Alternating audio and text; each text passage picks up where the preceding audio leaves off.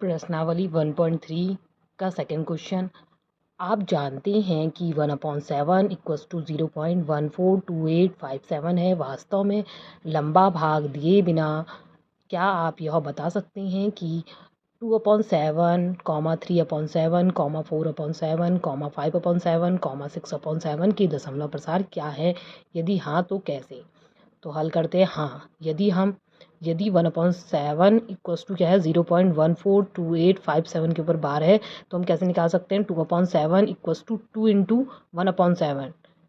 ठीक है, लिख सकते हैं ना इसको 2 इंटू 1/7, 2 × 2 और 7 2/7 बन जा रहा है, इसलिए 2 इंटू क्या करेंगे 2 से इसे इंटू कर देंगे जो आया 0.142857। तो क्या आ जाएगा 0.285714 के ऊपर बाहर आ जाएगा। वैसे ही 3/7 को करेंगे 3 इंटू 1/7, 3 इंटू 1/7 की वैल्यू हमें यहाँ दी है 0.142857 दी है। तो हम क्या करेंगे इसके ऊपर बाहर दिया है इससे इसे इंटू करेंगे तो आएगा 0.42857 के ऊपर बाहर आ जाएगा। वैसे ही 4/7 इक्वल्स टू 4 इंटू 1/7 तो इक्वल्स टू 4 इंटू 1/7 की वैल्यू 0.142857 के ऊपर बाहर है इक्वल्स टू हम इसे 4 से इंटू करेंगे तो क्या आएगा 0.571428 के ऊपर बाहर आ जाएगा। वैसे 5/7 को 5 इंटू 1/7 इक्वल्स टू 5 इंटू 0.142857 के ऊपर बार तो इससे इसे गुणा करेंगे तो कितना आएगा 0.714285 के ऊपर बार आ जाएगा। वैसे 6/7 को करेंगे इक्वल्स टू 6 इंटू आएगा। ठीक है, 6 into 1/7 equals to 6 into 0.142857 equals to इसको 6 इंटू करेंगे तो आएगा 0.857142 पे बार। तो इस तरह हम क्या कर सकते हैं बिना भाग दिए लंबा भाग दिए हम कर सकते हैं।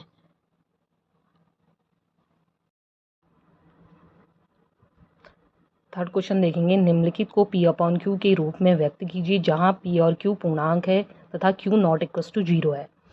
तो फर्स्ट क्वेश्चन है 0.6 पे बार है तो लिखेंगे माना 0.6 इक्वल्स टू एक्स है तो x इक्वल्स टू 0.6 पे बार, तो बार का मतलब है कि 6 बहुत बार आ सकता है तो 0.66 है लिख लिया। तो x इक्वल्स टू 0.6 क्या हो गई हमारी समीकरण 1 हो गई। तो समीकरण 1 के दोनों ओर क्या करा हमने 10 से गुणा कर दिया तो 10x हो गया और ये 0.66 को भी हमने 10 से इंटू करा तो 6.6 आ गया। तो इस क्या आ गई समीकरण 2। तो समीकरण 2 में से हमने 1 को घटा लिया।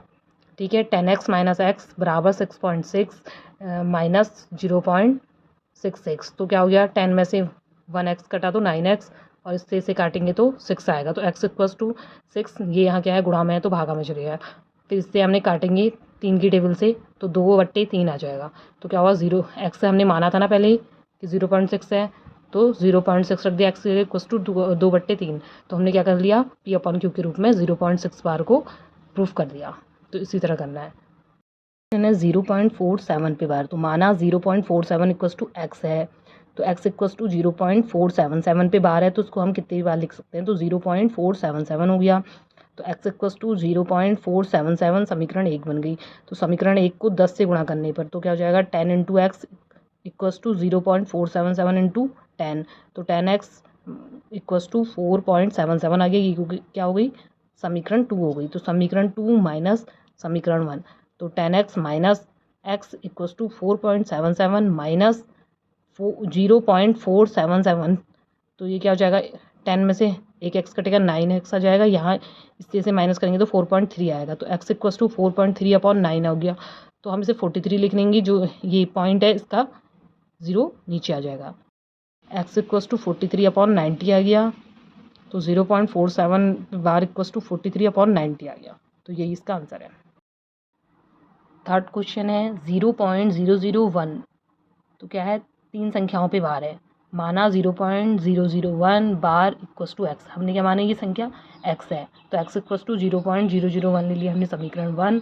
समीकरण 1 को 1000 से गुणा करने पर क्योंकि 3 पे बार है तो हमने क्या कर लिया 1000 से गुणा कर लिया। तो 1000 क्या हो जाएगा 1000x बराबर 1.001 आएगा समीकरण 2 बन जाएगी। तो 1000 समीकरण 2 से समीकरण 1 को माइनस करेंगे तो 1000x माइनस एक्स हो गया इक्वल्स टू 1 माइनस 0.001 हो गया। तो 1000 से जब तुम x को माइनस करोगे क्या आएगा, 999 आएगा, x बराबर 1 आएगा, इसको इससे माइनस करेंगे, ठीक है। तो x इक्वस टू 1/999 आ जाएगा। तो x की जगह हमने माना था 0.001 बार इक्वस टू 1/999, यही प्रूफ करना था p अपॉन q के रूप में। फोर्थ क्वेश्चन है 0.99999 को p अपॉन q के रूप में व्यक्त कीजिए। क्या आप अपने उत्तर से आश्चर्यचकित हैं? अपने अध्यापक और कक्षा के सहयोगियों के साथ उत्तर की सार्थकता पर चर्चा कीजिए।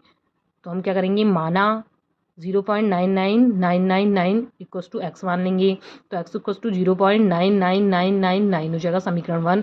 दोनों पक्षों में क्या करेंगे, 10 से गुणा करेंगे, क्या है 9 पे बाहर है, ठीक है, इसका मतलब तो क्या हो जाएगा 10 से गुणा करेंगे दोनों, अब एक ही संख्या पे बाहर है तो इसलिए 10 से कराया, तो 10x इक्वस टू 9.999 हो जाएगा।